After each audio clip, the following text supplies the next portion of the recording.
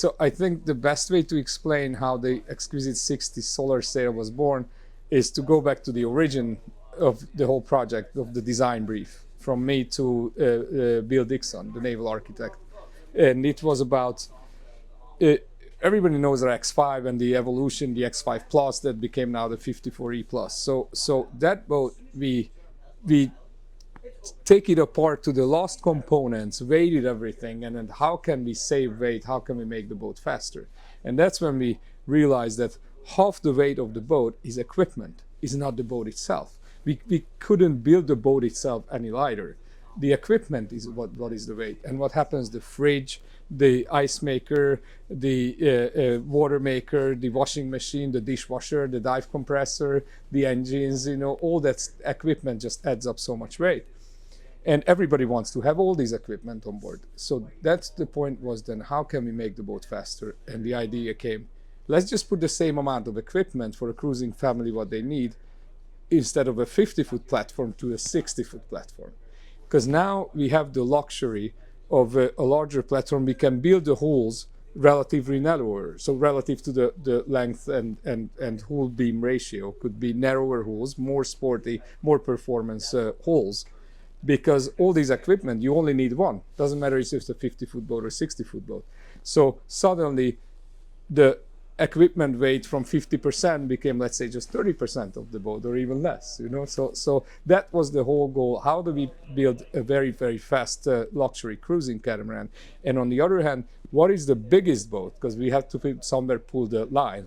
What is the biggest boat that with today's technologies, a cruising family, a cruising couple can handle on their own? And most importantly, a single person can sail it without leaving the protected helm station, just by one person, without any physical effort. So being able to handle all the sails, reefing, everything without leaving the protected helm station, just by using electric sail controls, hydraulic sail controls, and cameras to see different angles, different areas without leaving the helm. So the performance was one of the high point, one of the priority for this boat. That was absolutely the drive. We never wanted to like a thoroughbred high performance boat like a gunboat or something like. It wasn't the goal. The goal was to have a luxury catamaran that can do very, very high performance at the same time. So to find the perfect combination. And I think you've seen it in the sea trials today, that she like comparing how luxury large yacht it is, how very nicely she performed today.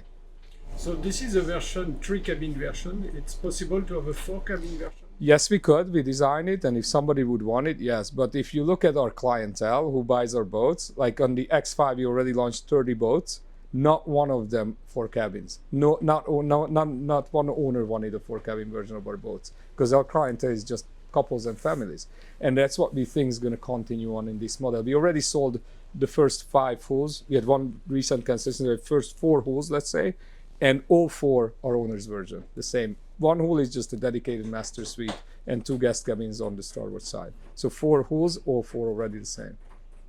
So what is the next step? What is the next project for Xquisite? Oh, at the moment, we are already in so many projects. So this development took us 4.5 years. From this phone call with Bill Dixon until launch the first boat and have it the world debut at the Annapolis Boat Show, it took us 4.5 years. The design, the tooling, the building the prototype.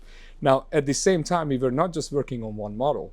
We're working on 5 different models, so in 2 different factories. So the 60 sail, parallel in South Africa, it's Phoenix Wind.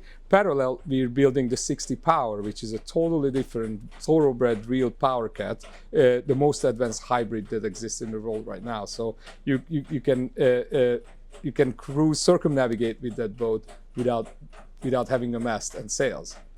Okay, so we have the 2 60-footers, 60 sail, 60 Power. We also, since we bought our resort in the Bahamas, our own marina, service center, restaurant, hotel, and this whole resort, we were thinking what would be the best boat for the Bahamas if somebody would live there and have their own dock. Okay, and that's how we started to work. Same team with Dixon Yacht Design. We worked out a 40 powercat. And that 40 PowerCat is already in production as well. We already have the first 3 hulls in production.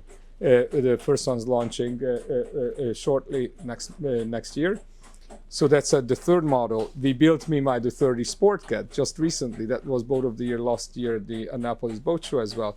And then at the same time, we're working on a new project, the 52 Exploration PowerCat, okay, which is what we're just about to start a tooling for it.